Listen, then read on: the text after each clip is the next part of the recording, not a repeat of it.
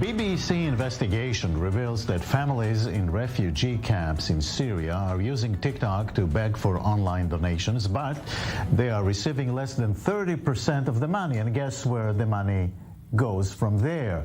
With me here is Pablo Vinokur, head of social media strategy here at I24 News. Good evening to you. First, let's watch those TikToks.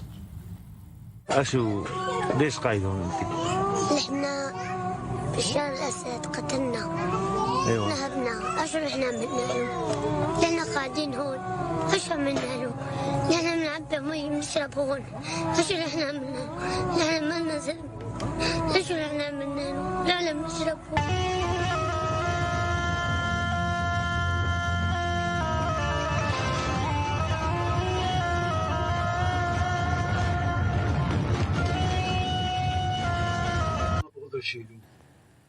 هو عمره 20 سنة ما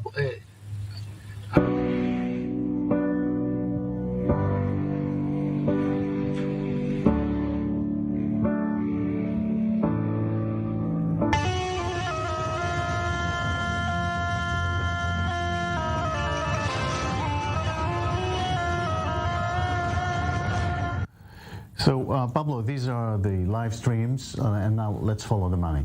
Yeah.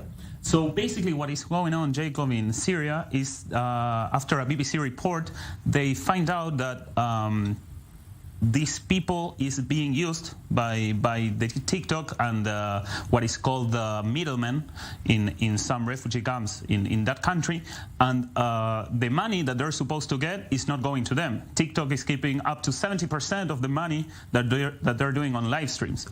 This money could be up to $1,000 per hour of live stream.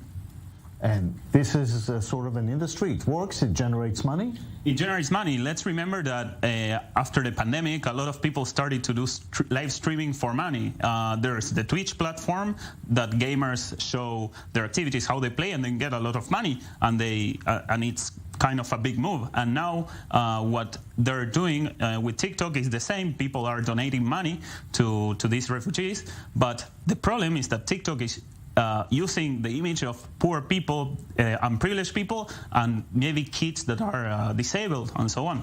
So most of the money goes to TikTok. And what does TikTok say about that? Well, it depends, because at the beginning, after the BBC tried to ban 30 accounts that they analyzed during the 5 months research they did, they answer automatically that what were they doing, it's not against their policies, which it is. If you read the terms of service of TikTok, it's prohibited to beg online, basically. And then when TikTok was contacted directly by the BBC, they said that they were really concerned and that they will close the accounts, and so they did. They did, but there's still a lot of people that are being used, and TikTok is making money out of poor families that are trying to get out of this suffering in Syria. All right. Let me bring in Omar Al-Muqtad. He's a Syrian journalist and filmmaker in Washington, D.C. Omar, what do you say to this? Well, first, let's put it this way. He's greedy, as the BBC said. I'm not really surprised that these platforms are using people agony to gain more money, because this is the whole idea behind these platforms, is about worldwide expansion, money, revenue, getting people to spend more time on live streams on these platforms, which is going to get them more attention and get them more expansion in these countries. Unfortunately, this is one of the dark side, let's say the darkest side of these platforms, that how they are turning people agony into just a marketing tool for these platforms in particular. Yeah, and there are people there at the end of the story, people who are suffering there at refugee camps, and it seems that somehow it has become a sort of a money machine.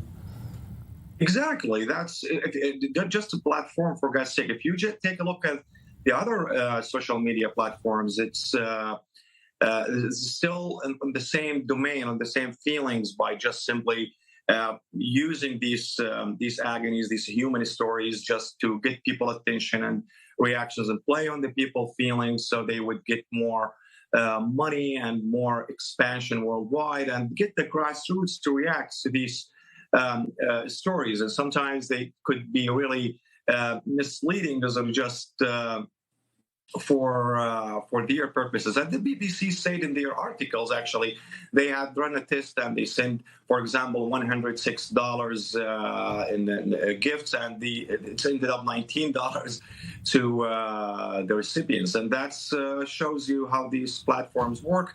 It's really inhuman to just simply watch these platforms using these people, as I said before, as a tool just for marketing.